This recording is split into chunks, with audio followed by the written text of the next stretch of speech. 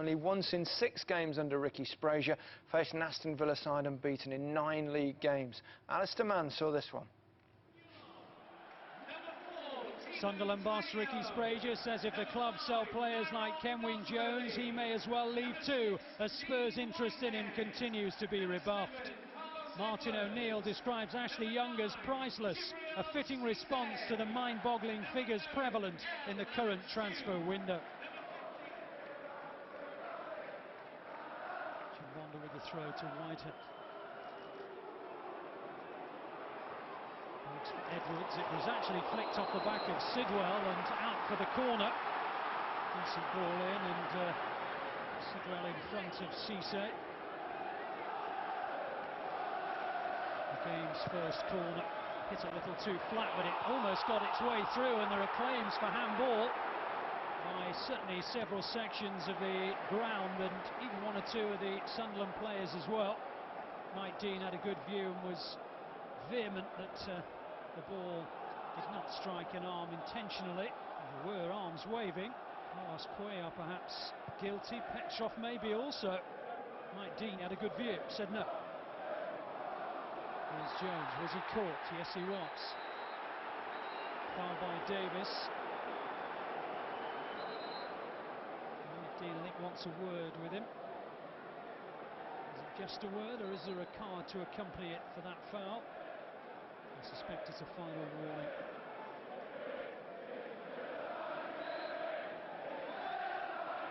Sunderland free kick. It's good delivery and a good header, and it goes into the net from Collins.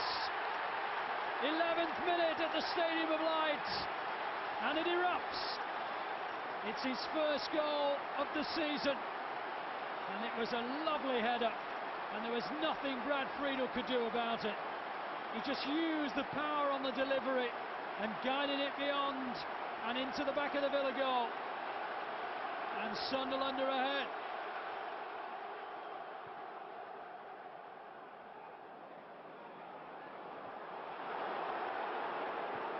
Here's Whitehead. Now Diouf. Whitehead has continued his run, and that's where the ball's gone. Good block by Friedel. Still not quite away yet. Edwards. Chimbonda. It's a good combination between Whitehead and Diouf.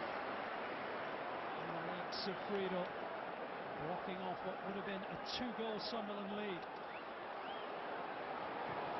Tinier. Whitehead to Jones.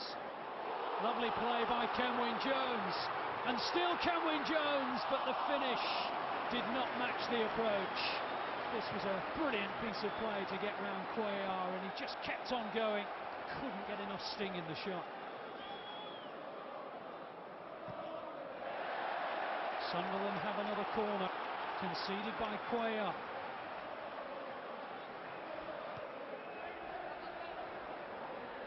Taken quickly by Sunderland, but the delivery from Chimbonda was not the best, and Gareth Barry can clear to Agbonlahor. And Ashley Young scampering ahead of him. Nosworthy comes across, but Ashley Young's got the better of him. Real chance for Aston Villa, and it's gone in the most bizarre of circumstances. Sunderland are claiming handball. Let's have a look. Milner came in, look at him fall to the floor. What does he put it in with? Head or hand? Well, I think he meant the head, but it looks like the arm, and it is 1-1. Here's Milner. On towards Barry, who will keep it in play for Aston Villa. Milner displaying plenty of energy, and his ball in is almost turned into his own net. Shane threw his body at it, so easily could have been 2-1 to Aston Villa. Here's Diouf. Now Whitehead. Diouf lost it. Barry took it from him. Ashley Young wins it back for Aston Villa, but Mike Dean didn't like the way in which he did, and in fact, he's shown him a red. He didn't just take a dislike to the manner in which Ashley Young won the ball, He thought it was a dangerous tackle, and Young is sent off. Well, he couldn't believe that the card was red. Was malice aforethought? Doesn't look that way, but he did catch him with at least one leg off the floor, and that is what Mike Dean did not like. Sunderland on the counter-attack. They have men over if they can work it quickly enough.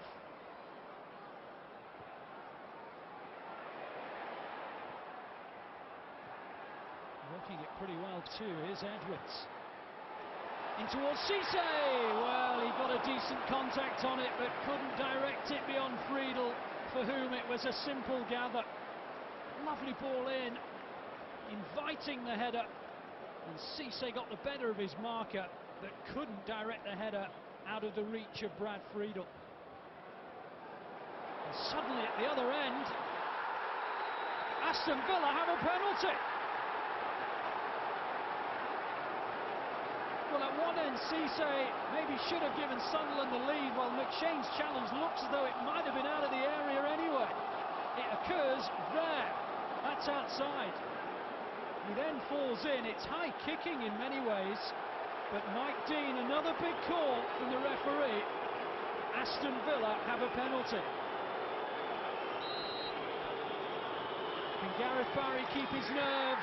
He can, and Villa inch their way to another 3 points, and with 10 men as well. Barry tucks it away, and Villa are 2-1 up. Away by Davis. Cisse. Whitehead loses out to Gardner. Tackle by Tainio. Ball breaks for Edwards. Still going Edwards. Nice run. Claims of handball. Assistant Mo Matador had a terrific view of it. His flag was motionless. This was the claim for handball. Luke Young behind Gareth Barry. Well, it could well have been given, but it wasn't. Your players were convinced that James Milner had equalised with his arm. Is that the feeling in your dressing room? Yeah, I think it is. I think he's maybe got a little bit touch off his head. It's obviously hit his hand and went in, but the referees gave the goal, and we can't do anything about that, and just got to abide by that. But we're hoping a good day might happen to us one day.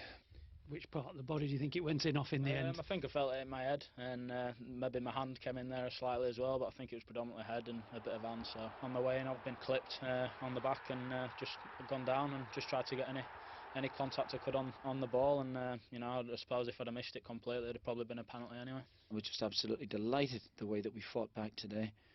Showed fantastic determination and ability to get back into the game, and we've eventually won the match with 10 players. I have enormous respect for those boys in the dressing room. They have dug out a result here today where it looked as if everything was going to go against them. 10 games unbeaten, never say die spirit they've got there, really, haven't they now? He's got them going, hasn't he, Martin? Really playing well.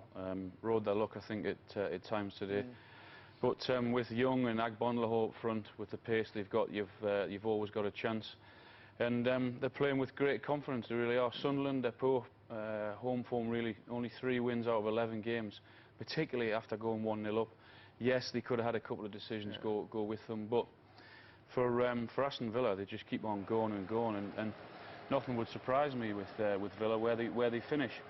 There was 3, I think, big decisions, the referee, and I think he got them all right. Great play by Ashley Young there. Chimbonda, poor defending, shouldn't let Milner in front of him, but just watch him trip him there. So Milner's trying to get anything on it. Was it handball? Probably hit his head, his shoulder and his hand, but if the ref disallows that, he's got to blow up and give a penalty and send Chimbonda off. Yeah. So the goal, I think, would have come anyway. Right decision. This one here, was it a penalty or was it outside the box?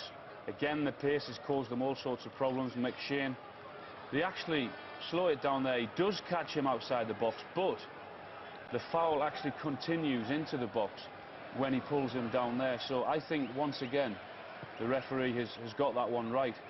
It was a very good day for Aston Villa, but it was soured by this, by Ashley Young. and everyone, I think, looked surprised because of who it was. But once you go in with a tackle and you raise your feet off the ground, I'm afraid you're risking it. Just watch his feet here. Both feet are off the ground. It's dangerous. I think the ref got that one right as well. They're going to miss him. They're going to miss him for three games. 3 games. What do you think that I suppose that leads me to the question, transfer objectives for Martin O'Neill, presumably a forward? I mean, well, if you read the reports, he's after a centre forward. If he was, they're going to miss him for 3 games now. It's going to hasten that up. So I'm sure he will be looking for forward now. Okay. Before we